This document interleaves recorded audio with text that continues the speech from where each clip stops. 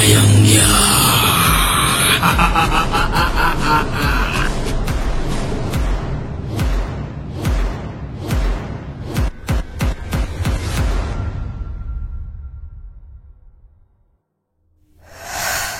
अनुष्ठानाचा पहिला दिवस संपत आला होता. कानिफने अगदी पहाटेपासून निर्जळी साधना आरंभली होती. चिमट्याला लागलेलं जयंताचं रक्त त्याने आधीच कापसाच्या बोळ्याने पुसून तो बोळा नीट जपून ठेवला होता. आता त्याने तो चिमटा सैतान देवाच्या समोर मांडून ठेवला होता. त्या बाजूलाच त्याने अनुष्ठानासाठी हवन मांडला होता. बाबळीच्या काड्यांमध्ये अग्नी प्रज्वलित करून हवनाला सुरुवात झाली होती. सैतान देवाला प्रसन्न करण्यासाठी कानिफने अखंड मंत्रजाप सुरू केला. अनुष्ठानाच्या प्रत्येक पडावानंतर कानिफच्या ऊर्जेत वाढ होत होती. सैतान मूर्तीसमोरील चिमट्यावरचा गंज जाऊन त्याला तेज प्राप्त होत होते. आज सैतान देवाला 4 पायाचा बळी अर्पण करायचा होता.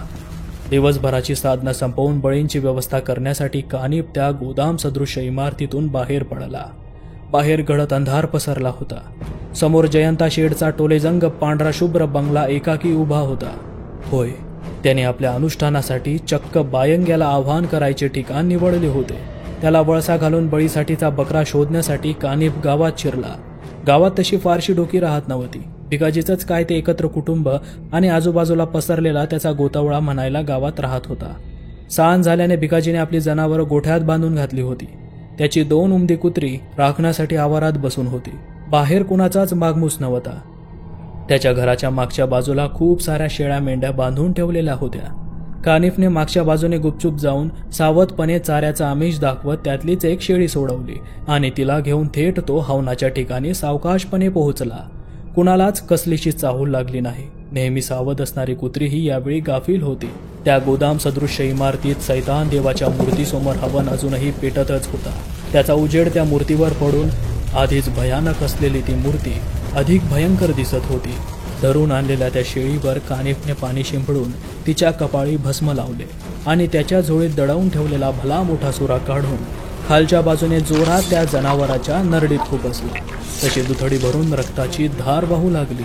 त्यातले रक्त सोबतच्या मनुष्य कपालात भरून घेत त्याने तो नैवेद्य सैतान देवासमोर ठेवत अर्पण केला. त्यासरशी कोणीतरी न दिसणाऱ्या स्ट्रॉने ते पीत असल्यासारखा आवाज होऊ लागला आणि काही क्षणात त्या कपालातले ते रक्त संपून गेले. सैतान देवाची मुद्रा समाधानी आणि तेजस्वी दिसू लागली. त्याच्या ओठाला रक्त लागलेले होते. पहिल्या दिवसाचे अनुष्ठान पूर्ण झाले होते. कानिफने चढवलेला भोगही मान्य झाला होता. 3 दिवसाचे अनुष्ठान संपल्याशिवाय कानिफला अन्न पाणी ग्रहण करता येणार नव्हते. जमिनीवर मरून पडलेल्या शेळीच्या कलेवराला त्याने बाहेर नेऊन टाकले. एक काळा पंचा जमिनीवर अंथरून तो त्यावर पद्मासनात बसला. बाजूला ठेवलेल्या आपल्या झोळीतून त्याने एक लहानशे मातीचे गाडगे बाहेर काढले. त्यावर बांधलेला काळा कपडा दूर करत त्यात हात घालून निघताना आणलेली गुफेतील माती मूठ भरून हातात घेतली आणि ध्यान लावले. काही वेळाने त्याच्या बंद डोळ्यांसमोर आज गुफेत घडलेला सारा प्रसंग एखाद्या चित्रपटासारखा दिसू लागला.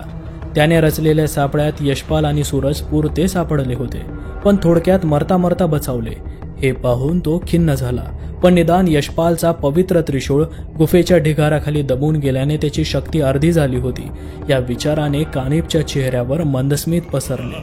आराम करण्यासाठी कानिफ आता त्याच अंथरलेल्या काळ्या पंचावर आडवा झाला.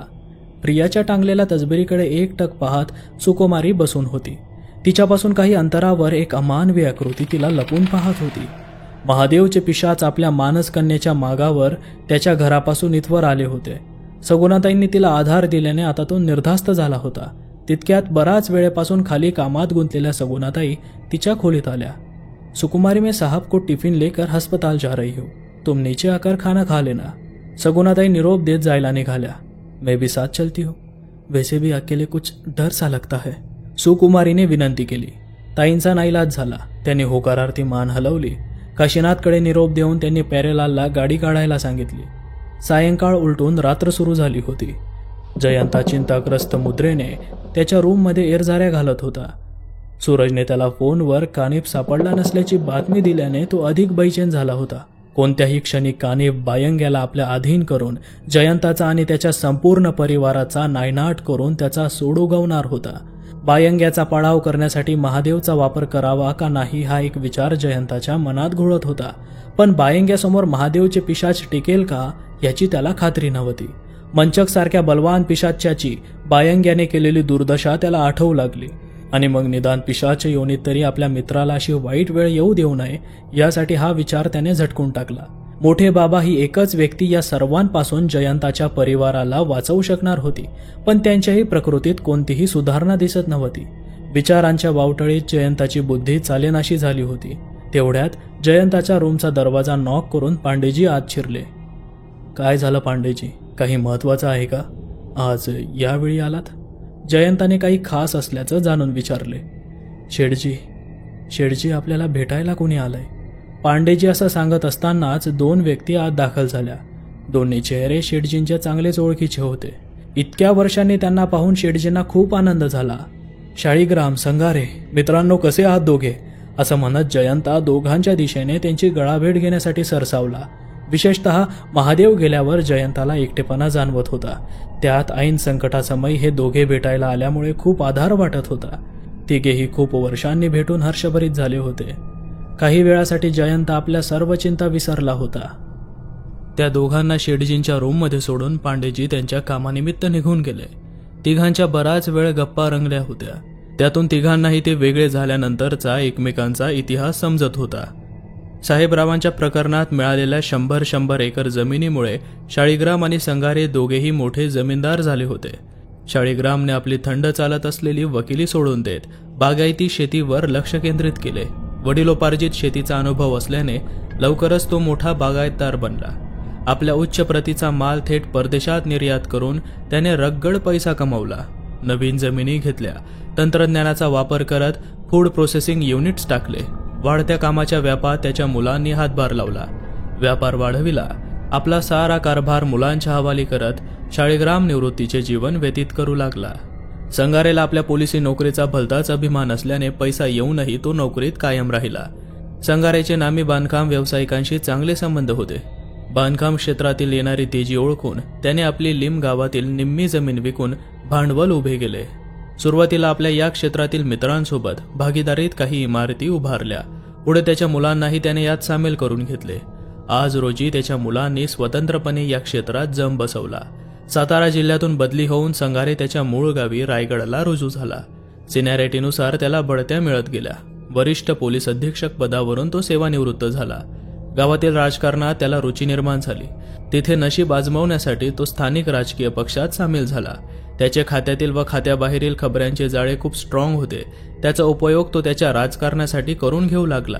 एकूण शाळीग्राम व संगारे दोघेही सुखी संपन्न आयुष्य जगत होते व त्यांच्या या वैभवाला कुठेतरी जयंताचा हातभार लागलेला होता. माफ करा शेठजी, पण मागे तुमच्यावर आणि मोठ्या बाबांवर हल्ला झाल्याची बातमी टीव्हीवर पाहिली. तेव्हा भेटायला आलो नाही, कारण पानसरे प्रकरणात मंचकने केलेल्या हल्ल्यात आम्ही जवळपास मृत्यूच्या दाढेतून परत आलो होतो. कदाचित त्या धसक्यानेच आजवर कधीच तुम्हाला परत भेटण्याचा विचार देखील मनाला शिवला नाही. शाळीग्राम दिलगिरी व्यक्त करत म्हणाला. वाईट वाटून घेण्याचं काही कारण नाही. मी तुमच्या जागी असतो तर असाच वागलो असतो. पण मग आज कशी काय आठवण काढलीत? जयंताने भेटीचे कारण जाणून घेण्यासाठी विचारले. महादेव, याला कारण महादेव आहे, संगारेने उत्तर दिले. म्हणजे? मी नाही समजलो, जयंता गडबडून म्हणाला. त्या रात्री मी नेहमीप्रमाणे गाढ झोपेत होतो. अचानक खोलीतील वातावरण भारल्यासारखे झाले. एसी सुरू असूनही उकडायला लागलं. खूप गुदमरल्यासारखं झाल्याने माझी झोप मोडली. सहज वर नजर गेली तर लालसर धुराचा लोट माझ्या छाताळावर तरंगत होता. त्याला पाहून माझी बोबळीच वळली. क्षणात त्या धुराने मानवी आकार घेतला आणि महादेवची हवेत हेलकवणारी प्रतिमा माझ्यासमोर उभी राहिली. मला दरदरून घाम फुटला. संगारे, घाबरू नकोस, मला ओळखलंस? समोरून आवाज आला. होकारार्थी मान हलवत, तू महादेव ना? हे ह्या रूपात? मी भांबावून विचारले. महादेवच्या डोळ्यातून अश्रू वाहत होते. शेठजी एकटे पडले आहेत.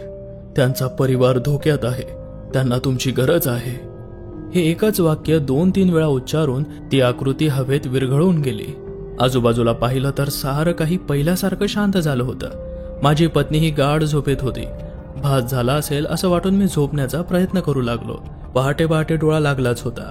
तेवढ्यात माझ्या मोबाईलची रिंग वाजू लागली. शाळीग्रामचा फोन होता. त्यालाही रात्री असाच अनुभव आलेला होता. मग दोघांनीही तडक तुम्हाला भेटायला यायचे ठरवले. संगारेने सविस्तर कारण सांगितले. मेल्यानंतरही महादेवची तळमळ पाहून शेठजींना गहिवरून आले. त्यांच्या डोळ्यातून ओघळू पाहणाऱ्या अश्रूंना त्यांनी आवर घालत त्यांच्या आयुष्यात कानेफरूपी आलेल्या शत्रूची संपूर्ण कहाणी कथन केली. महादेवच्या मृत्यूची हकीकत ऐकताना शाळीग्राम व संगारेच्या चेहऱ्यावर आधी भीतीचे मग संतापाचे भाव उमटले. आपल्या मैत्रीची जाण ठेवून तुम्ही माझी विचारपूस करण्यास इथवर आलात, खूप बरे वाटले. पण मृत्यूच्या या वादळात मला तुम्हाला अजिबात ओढायचे नाही. या संघर्षात आपली हार जवळपास निश्चित आहे. मला फक्त माझ्या परिवाराला यातून सोडवायचे आहे. बोलताना जयंताचा कंठ दाटून आला होता. या अमानवी शक्तीच्या लढाईत मला वाटतं महादेव आपली काही मदत करू शकेल. शाळीग्रामची चाणाक्ष बुद्धी काम करू लागली. कानिफला हुडकून काढण्यासाठी मी माझ्या खबऱ्यांना कामी लावू शकतो. संगारेने मदतीची तयारी दाखवत म्हटले. तुम्हाला वाटतं इतकं प्रकरण सोपं नाही आणि तसंही आपल्याकडे बिलकुल वेळ नाही. जयंता नाउमेद होत म्हणाला. तेवढ्यात दार उघडून सूरज आणि यशपाल आत आले. जयंताने साऱ्यांना एकमेकांची ओळख करून दिली. यशपाल, हाताला मार कसा लागला? हातावरची पट्टी पाहून जयंताने काळजीने विचारले. यशपालने गुहेत घडलेला किस्सा सविस्तरपणे कथन केला. पवित्र त्रिशूळ गमावल्याचे आणि दोघांवर बेतलेल्या प्राणांतिक संकटाचे ऐकून जयंता अधिक चिंताग्रस्त झाला. शाळीग्राम व संगारेलाही कानिफच्या सामर्थ्याचा अंदाज येऊ लागला. मला वाटतं यशपाल, तूही यात आता पडू नये. आधीच माझ्यामुळे मोठे बाबा मृत्यूशय्येवर पडून आहेत. त्यात तुला काही झाले तर मी स्वतःला माफ करू शकणार नाही. जयंता पूर्णपणे हताश झाला होता. शेठजी परिवाराच्या हत्येचा सूड उगवण्यासाठी चुकीचा मार्ग स्वीकारताना डगमगला नाहीत. आज त्याच परिवाराचा जीव धोक्यात असताना योग्य मार्गावर चालताना आलेल्या अडथळ्यांना घाबरून असे निराश होणे तुम्हाला शोभत नाही. शाळीग्राम जयंताचा धाराशाही झालेला आत्मविश्वास जागवण्यासाठी म्हणाला. खरंय, पानसरे प्रकरणात तर आपण यापेक्षाही कठीण प्रसंगातून गेलो, जिथे शेवटपर्यंत नेमका शत्रूच आपल्याला माहीत नव्हता. तरीही शत्रूला मात देत सही सलामत बाहेर पडलो. इथे कमीत कमी शत्रू आपल्या समोर आहे. संगारेने दुजोरा देत म्हटले. या आधीची सर्व क्लिष्ट प्रकरणे तुम्ही शांत डोक्याने आपलं बुद्धी सामर्थ्य वापरून सोडवली. यातूनही आपण सारे सही सलामत बाहेर पडू. काहीही झालं तरी आम्ही शेवटपर्यंत तुमच्या सोबत आहोत. शाळीग्रामच्या या वाक्याने जयंताचा गळून पडलेला आत्मविश्वास जागृत झाला. निराशेने भरलेले रूममधील वातावरण बदलून गेले. साऱ्यांच्या चेहऱ्यावर नवा उत्साह दिसत होता. शाळीग्राम आणि संगारेच्या आगमनाने शेठजींची मानसिक बाजू बळकट झाली होती. रूमचे दार जोरात ढकलत सगुणाताई घाईघाईत आत शिरल्या. रस्त्यात मध्येच गाडी बिघडल्याने त्यांना जेवणाचा डबा घेऊन यायला उशीर झाला होता. आत आल्यावर त्यांना दोन नवे चेहरे बसलेले दिसले. काही सेकंदात त्यांना ते दोघे कोण आहेत हे उमगले. तुम्ही संगारे भाऊजी, तुम्ही शाळीग्राम भाऊजी ना? प्रश्न विचारताना ताईंचा चेहरा उजळला होता. दोघांनीही मंद स्मित करत माना डोलावल्या. ताईंनी त्या दोघांची व त्यांच्या परिवारांची विचारपूस केली. तिघांमध्ये काही वेळ चांगलाच संवाद रंगला. इतक्यात आपण कोणाला तरी सोबत घेऊन आलोय याची त्यांना आठवण झाली. सुकुमारी रूमच्या बाहेरच थांबून होती. ताईंनी हाक मारून सुकुमारीला आत बोलावलं. आत येताच, ही आपल्या महादेवची मानसकन्या सुकुमारी असं म्हणत सगुणाताईंनी तिची सर्वांना ओळख करून दिली. त्यानंतर सगुणाताईंनी एक एक करत उपस्थित सर्वांची ओळख तिला करून देण्यास सुरुवात केली. सुकुमारी ही विनम्रपणे प्रत्येकाला अभिवादन करून तिच्या सुसंस्कारांची जाणीव करून देत होती. सर्वात शेवटी ताईंनी तिला शेठजींची ओळख करून दिली. त्यांचा चेहरा डोळ्यांसमोर येताच सुकुमारी भूतकाळात गेली. त्या अंधाऱ्या गोदामातले ते भयावह दृश्य तिच्या समोर नाचू लागले. सर्वत्र पसरलेला कुचक्या तीव्र दर्पाने आणि कुणीतरी शरीराच्या अगदी जवळ जळणारे उष्ण निखारे धरावेत त्यांच्या धगीने तिला शुद्ध आली. तर तिच्या विवस्त्र शरीरावर एक भयंकर सैतान्य आकृती तरंगत होती. तिला भीतीने पाहून तिची शुद्ध पुन्हा हरपली. काही क्षणात कानठळ्या बसवणाऱ्या किंकाळ्यांनी तिला भान आले. त्यावेळी ती आकृती रागाने पेटवून उठली होती. जळत्या निखाऱ्यांनी धगधगत्या आगीचे रूप घेतले होते. त्या उजेडात समोर 3 जण भीतीने थरथरत उभे होते. तिचा महादेव बाबा, तिच्यावर पाशवी बलात्कार करणारा तो नराधम आणि तिसरा चेहरा आता शेठजी म्हणून समोर असलेला या इसमाचा होता. आपल्यावर गुदरलेला प्रसंग याच नीच माणसांमुळे आला याची जाणीव होताच ती रागाने लालबुंद झाली. आपल्या बाबाचा मृत्यूही याच माणसामुळे झाला असणार याची तिला खात्री पटली आणि इतका वेळ सालसपणे वागणारी सुकुमारी शेठजींवर धावून गेली. हरामजादे, कमीने, नीच, तेरी वजह से मेरी ये हालत हुई है. कमीने, अपने फायदे के लिए तूने मुझे जिंदा शैतान के सामने मरने के लिए डाल दिया. तिचा तो आवेश पाहून खोलीतील सारेच अवाक झाले. जयंता शेठ आपली चूक मूकपणे मान्य करून तिचे दाहक बोलले मूग गिळून ऐकत होते. सूरज आणि संगारे तिला आवरण्यासाठी पुढे झाले, पण जयंता शेठने त्यांना नजरेनेच थांबायची खूण केली. संगुणाताईंना तर सुकुमारीचा प्रत्येक शब्द जिव्हारी लागत होता. आपल्या पतीचं शांत राहणं जणू त्याने केलेल्या गुन्ह्याची कबुली असल्यासारखं त्यांना भासत होते. बता, मेरे बाबा को भी तूने ही उस शैतान के हाथों मरवाया है ना? उनकी जगह तू खुद क्यों नहीं मर गया? सुकुमारीचा राग अनावर झाला होता. ती शेठजींची कॉलर पकडून जोरजोरात हिसके देत होती. जयंता मान खाली घालून गप्प बसून होता. तिच्या जोराच्या हिसक्यांमुळे शेठजींच्या पोटावर झालेल्या जखमेच्या ओल्या टाक्यातून भळाभळा रक्त वाहू लागले. ते पाहून सूरजने वैतागून सुकुमारीला जोरात मागे खेचले. तोल जाऊन सुकुमारी जमिनीवर पडली. आपण सांगूनही सूरजमध्ये पडल्यानं शेठजींनी बेडवरून उठत सूरजच्या श्रीमुखात भडकावली. खाली पडलेल्या सुकुमारीला शेठजींनी आधारासाठी आपला हात दिला, पण शेठजींच्या तोंडावर थुंकत सुकुमारीने त्यांना झडकारले. त्याबरोबर मागाहून सुकुमारी अशी जोरदार हाक ऐकू आली. त्या आवाजात जरब होती. फटदिशी आवाज होत खोलीतल्या सर्व लाईट्स एका पाठोपाठ बंद झाल्या. आजूबाजूला डिम्म काळोख पसरताच सूरजने त्याचा मोबाईलचा टॉर्च सुरू केला, तर सुकुमारीच्या समोर एक लालसर धूर मानवी आकारात वळवळत होता. मोबाईल टॉर्चच्या उजेडात साऱ्यांना ते दृश्य दिसताच भीतीने सारेच हातभर मागे सरले. यशपालने सवयीने आपला त्रिशूळ आपटून अग्नी प्रज्वलित करण्याच्या हेतूने आजूबाजूला चाचपले, तेव्हा त्याला आपण तो गमावला असल्याचे ध्यानात आले. काही क्षणात त्या आकृतीने महादेवचे रूप घेतले. महादेवचे पिशाच हवेत हेलकावे खात उभे होते. त्याचे डोळे रागाने लालभडक होऊन पेटले होते. सुकुमारी, मैंने तुम्हें जिंदा छोड़कर गलती कर दी, इसलिए तुम्हारी इतनी हिम्मत हो गई है. सुकुमारी शेठजींवर थुंकल्याने महादेवचा जळफळाट झाला होता. सारेच स्तब्ध होऊन समोरचं दृश्य पाहत होते. शेठजी, माफी करा. तिच्या वतीनं मी तुमची माफी मागतो. महादेव मान खाली घालून शेठजींना म्हणाला. तिची काही चूक नाही महादेव. माझ्यामुळं तिच्यावर आणि अगदी तुझ्यावरही जो प्रसंग आला त्यासाठी तिला राग येणं साहजिकच आहे. सूडबुद्धीने आणि पैशाच्या लालसेने आंधळा झालेला मला अगदी या क्षणी तिने मृत्यूदंड दिला तरी तो कमीच आहे. तिची माफी मागण्यासाठी मला तोंड राहिलेलं नाही. जयंता पश्चातापाने बोलत होता. शेठजींच्या अशा उत्तरानं सुकुमारी शांत झाली. सुकुमारी, शेठजी को अपने किए पर बहुत पछतावा हो रहा है और इन सब बुरे कर्मों से बाहर निकलने के लिए वो कोशिश कर रहे हैं. क्या हमें उनका और उनके परिवार का साथ नहीं देना चाहिए? महादेवच्या या प्रश्नाने सुकुमारीचा राग गळून पडला. आपल्या महादेव बाबांची अशी अवस्था पाहून तिच्या डोळ्यातून आसवांच्या धारा गळू लागल्या. मुझे माफ कर दो बाबा, म्हणत ती हवेत तरंगत असणाऱ्या महादेवच्या पिशाच्याच्या पायात पडून भळाभळा रडू लागली. शेठजी, माझ्या मानस कन्येची जबाबदारी आता तुमच्यावर आहे. महादेवने हात जोडत शेठजींना पुन्हा आठवण करून दिली. शेठजीने मान हलवत त्याला होकार दिला. काहीही झालं तरी या लढाईत मी तुमच्या सोबत आहे, असं म्हणत महादेवची आत्मा अंतर्धान पावली. बंद पडलेल्या लाईट्स पुन्हा एकामागोमाग एक सुरू झाल्या. जमिनीवर पडलेल्या सुकुमारीला सगुणाताईंनी आधार देत उठवले. शेठजींकडे रागात पाहत सुकुमारीला घेऊन ताई तावातावानं खोली बाहेर पडल्या. महादेवच्या पिशाच्याच्या अस्तित्वाबद्दल यशपाल आणि सूरजला पहिल्यांदाच कळत होते. महादेवच्या मदतीने आपल्याला कानिपचा सामना नक्कीच करता येईल, पण त्यासाठी महादेवला काही गोष्टी शिकवाव्या लागतील. इतका वेळ शांत असलेला यशपाल एका वेगळ्याच आत्मविश्वासाने बोलत होता. तेवढ्यात सूरजच्या फोनची रिंग पुन्हा वाजू लागली. अपूर्वाचाच फोन होता. आज दिवसभरात सूरजने तिच्या एकही कॉलचा रिप्लाय केला नव्हता. त्याने तात्काळ कॉल रिसीव्ह करत मोबाईल कानाला लावला. समोरून अपूर्वा बोलत होती. तिच्या प्रत्येक वाक्यानंतर सूरजच्या चेहऱ्यावरचे भाव चिंतेत बदलत होते. काय झालं सूरज, काही अडचण आहे का? अपूर्वाच्या फोनमुळे सूरजच्या चेहऱ्यावरचे बदललेले भाव टिपत शेठजींनी विचारले. पप्पा, मोठ्या बाबा हल्ला प्रकरणात अपूर्वाला उद्या पोलिसांनी चौकशीसाठी बोलावलंय, सूरजने उत्तर दिले. तसा जयंताचा चेहराही गंभीर झाला. मी काही मदत करू शकतो का?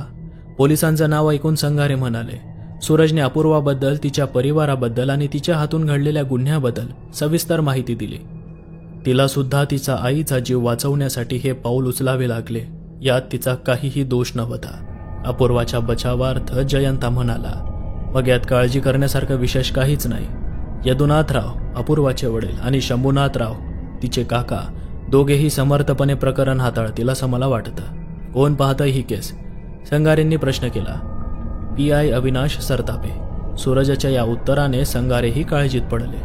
बापरे, तरुण, तडफदार आणि मुळात इनामदार अशी ख्याती असलेला अविनाश सरतापे म्हणजे मामला थोडा कठीण आहे. ठीक आहे, मी स्वतः काही प्रयत्न करता येईल का ते जातीने पाहतो.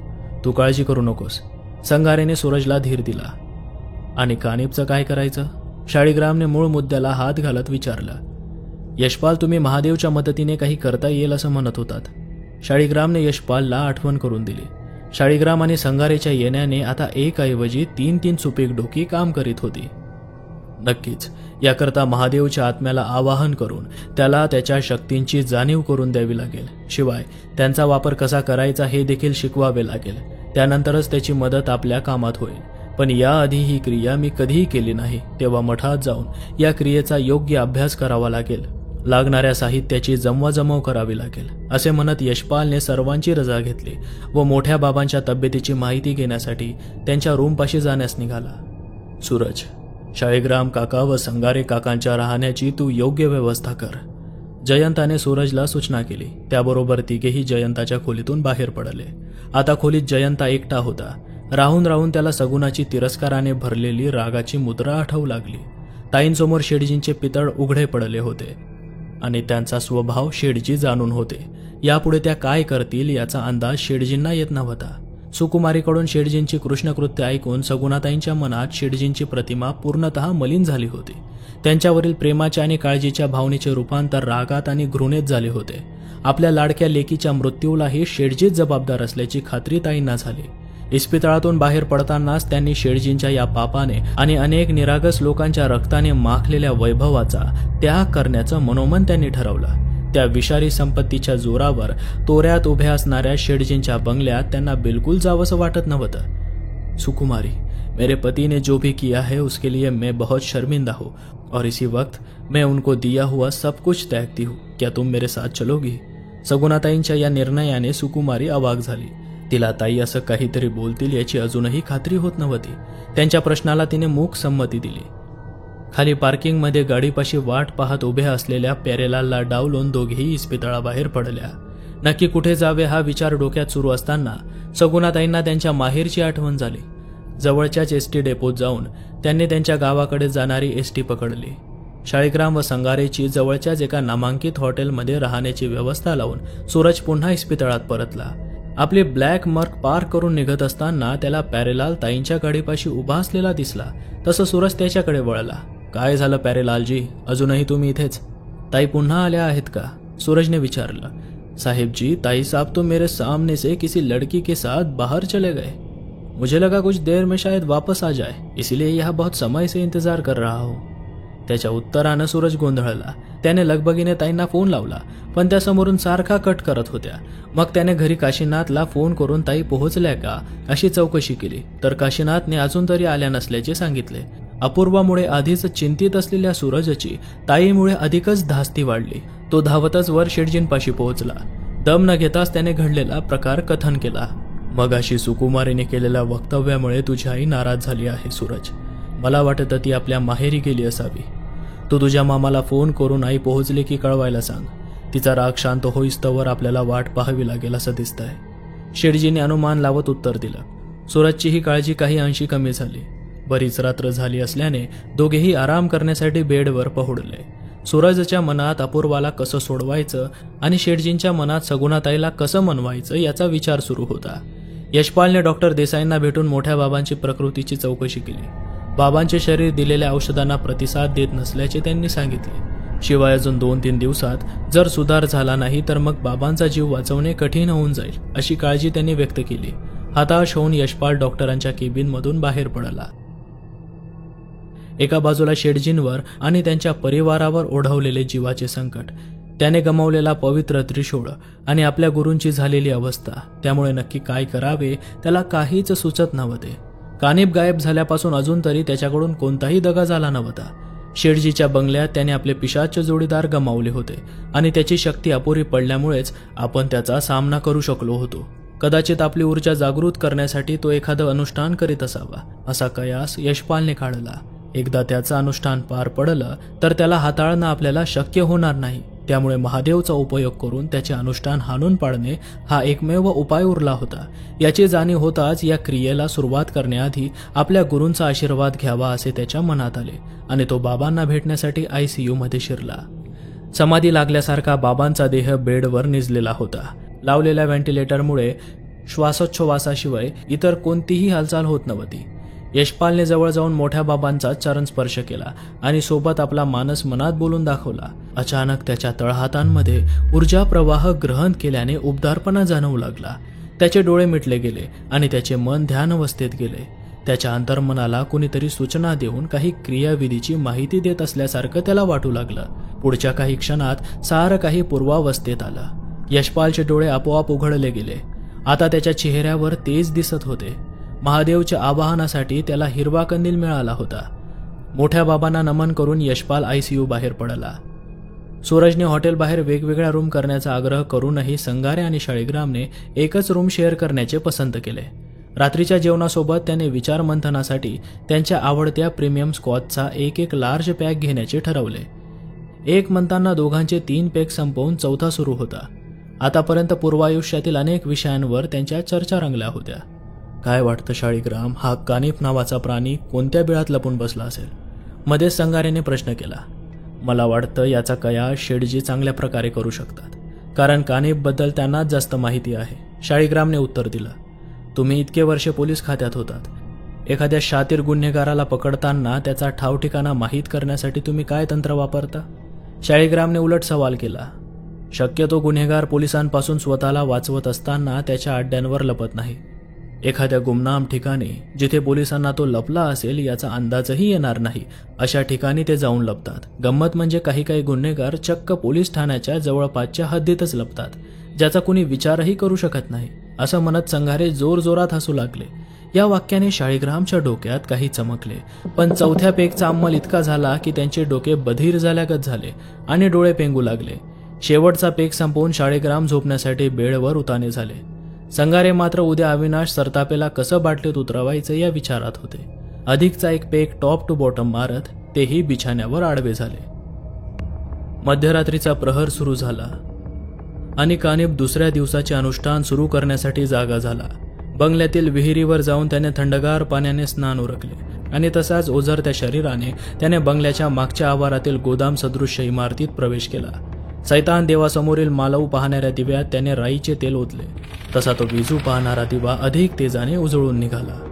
आजचे अनुष्ठान पहिल्या दिवसापेक्षा अधिक कठीण आणि खडतर असणार होते. आधीच एका दिवसाच्या निर्जल व्रतामुळे कानिफच्या शरीराला थकवा जाणवत होता. आजच्या अनुष्ठानात त्याची मानसिक कणखरता पणाला लागणार होती. आजच्या हवनासाठी त्याला मेलेल्या प्राण्याची चिता रचून त्यात जळणारी लाकडे वापरायची होती. कानिफने त्या जीर्ण इमारती भोवताली असणाऱ्या जंगलातून सरपण गोळा केले. आदल्या दिवशी मारून टाकलेल्या बोकडाच्या बिनधडाच्या देहावर ते सरपण त्याने रचले. आपल्या कमरेला अडकवलेल्या पोटलीतून भस्म काढून मंत्र पुटपुटून त्याने त्या चितेवर त्याचा मारा करताच अग्नी प्रज्वलित झाला. थोड्याच वेळात ती चिता ढनानून पेटू लागली. काही वेळाने त्यातली अर्धवट जळणारी लाकडे काढून त्याने सैतान देवतेसमोर मांडलेल्या हवनात टाकली आणि तो हवन प्रज्वलित झाला. अर्धकच्चे असलेले बोकडाचे शरीर ओढून काढत त्याने जवळच्या सूर्याने त्याचे तुकडे केले आणि ते घेऊन तो हवनासमोर साधनेसाठी बसला. आपल्या सर्वांगाला त्याने पोटलीतून चिताभस्म काढून फासले. कपाळावर कुंकुवाचे आडव्या हाताने फराटे ओढले. सैतान प्रसन्न भव बोलून अनुष्ठानाची सुरुवात केली. आपल्या देवतेला मंत्राद्वारे तो सिद्धी जागृत करण्यासाठी व त्याच्या शक्ती प्रवाहित करण्यासाठी गऱ्हाणं घालू लागला. मध्ये मध्ये हवनात तो राईच्या तेलाचा शिडकावा करे, त्यामुळे अग्नी आवसून आपला आकार वाढवी. त्यासोबत सैतान देवतेला काळे तीळ, काळे उडीद आणि बोकडाचे अर्धकच्चे असलेले मांस तो अर्पण करी. काही वेळाने भोवतालचे वातावरण धुराने भरून गेले. एक उग्र दुर्गंध सगळीकडे पसरला. मध्यरात्र अधिक गळत होत होती. आहुती अर्पण झाल्यावर कानिफने डोळे मिटत सैतान देवाचे ध्यान करण्यास सुरुवात केली. कानिफच्या या अनुष्ठानामुळे त्या वास्तूत बायंग्याच्या भक्षस्थानी पडलेले अनेक अतृप्त आत्मे जागृत झाले. त्यांचे अस्तित्व कानिफला जाणवू लागले. कितीही झालं तरी तो एक जीवित प्राणी होता. त्यालाही भीतीची जाणीव होऊ लागली. सुरुवातीला जागृत झालेल्या प्रेतात्म्यांचा नंगानाच सुरू झाला होता. आधी त्यांच्या कुजलेल्या रक्तमांसाचा उग्र तर्प कानिफच्या नाकाद्वारे त्याच्या मेंदूपर्यंत झिंझिण्या उठवू लागला. त्या पाठोपाठ त्यांचे कुजबुजणे सुरू झाले. कानिफच्या सर्वांगावर काटा उभा राहिला. काहीही झाले तरी त्याला अनुष्ठान चालू ठेवणे भाग होते. त्याने आपल्या सैतान देवाकडे आपले ध्यान केंद्रित केले. आता त्याला तेथील मृतात्म्यांच्या जीवघेण्या किंकाळ्या ऐकू येऊ लागल्या. अनेक अतृप्त आत्मे त्याच्या कानात ओरडून कानठळ्या बसवीत आहेत असा भास होऊ लागला. कानिफला दरदरून घाम फुटला होता. त्याचे डोके ठणके मारून जोरात दुखू लागले. त्या उग्र सडक्या वासाने त्याला ओकारी आल्यागत उचंबळून आलं. महत्प्रयासाने कानिफने आपला निग्रह कायम ठेवत पुन्हा सैतान देवतेचे नामस्मरण करत ध्यान केले. उत्तर रात्र संपून पहाट सुरू झाली. त्याबरोबर सारे प्रकार एक एक करत थांबले. सारं काही सामान्य होत गेलं. कानिफने आजचं दिव्य पार केलं होतं. त्याच्या चेहऱ्यावर असीम शांतता होती. शरीरात वाढलेला ऊर्जा प्रवाह त्याला जाणवत होता. आज दिवसभर तो विधीचा सराव करणार होता. त्यानंतर सायंकाळी दुसऱ्या दिवशीच्या अनुष्ठान पूर्ततेनंतर त्याला सैतान देवाला दुसरा बोकळ अर्पण करायचा होता. महादेवच्या पिशाच्याच्या आवाहनासाठी यशपालला योग्य जागेची व त्याच्या वापरातील वस्तूंची गरज होती. महादेवचा मृत्यू ज्या जागी झाला तिथूनच त्याला आवाहन करणे सोयीचे ठरणार होते. हा विचार करून यशपालने सूरजला फोन करून आपला मनसुबा कळवला. अपूर्वाच्या विचारांनी तशीही सूरजला झोप येत नव्हती. त्याने लागलीच होकार देत कळवत आपणही सोबत येत आहोत असे कळविले. सूरजच्या ब्लॅक मर्कने दोघेही बंगल्यावर पोहोचले. मध्यरात्र झाली होती. येताना यशपालने मठातून आवश्यक साहित्य सोबत घेतले होते.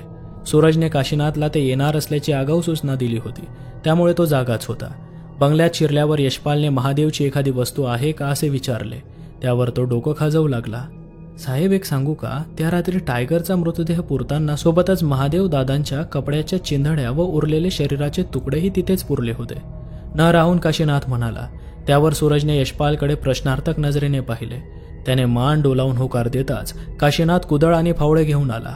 तिघेही किर्र अंधारात बंगल्याच्या मागच्या आवारात गेले. काशीनाथ, इथला बल्ब का बंद आहे?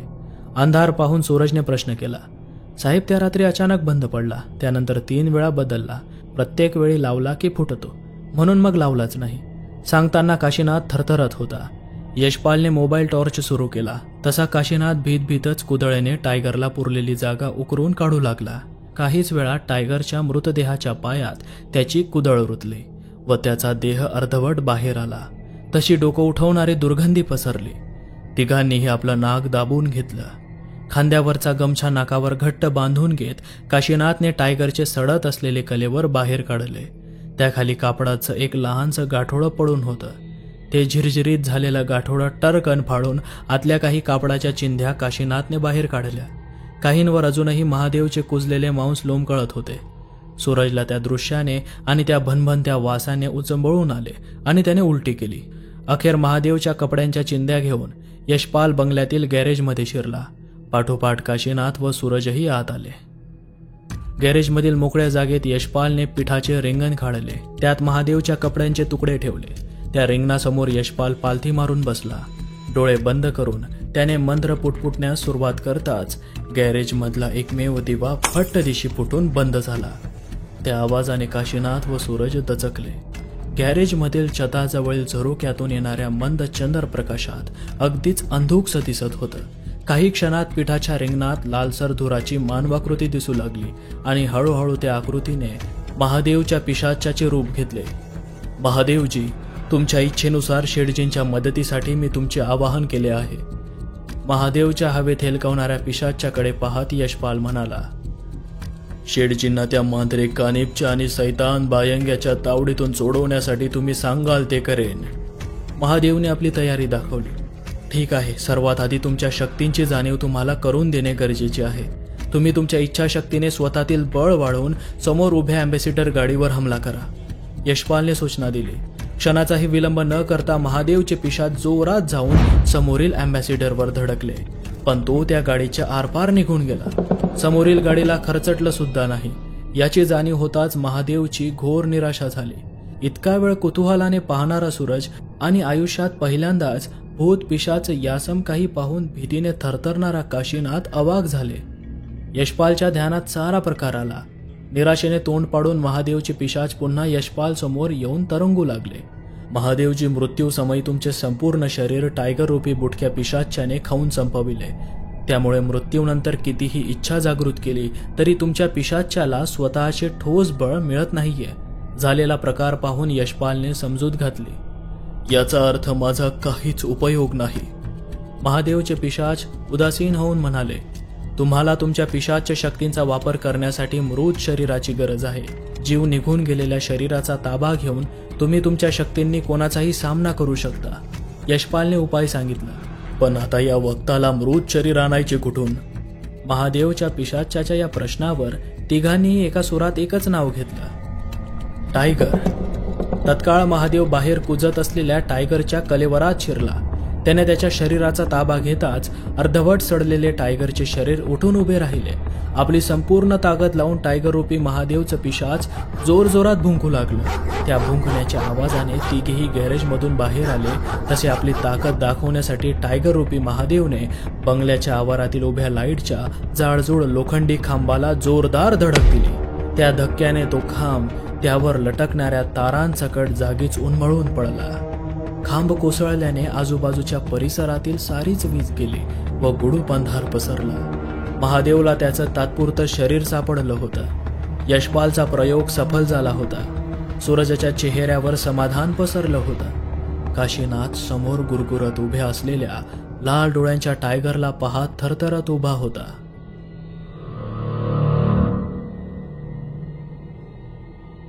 अघोरी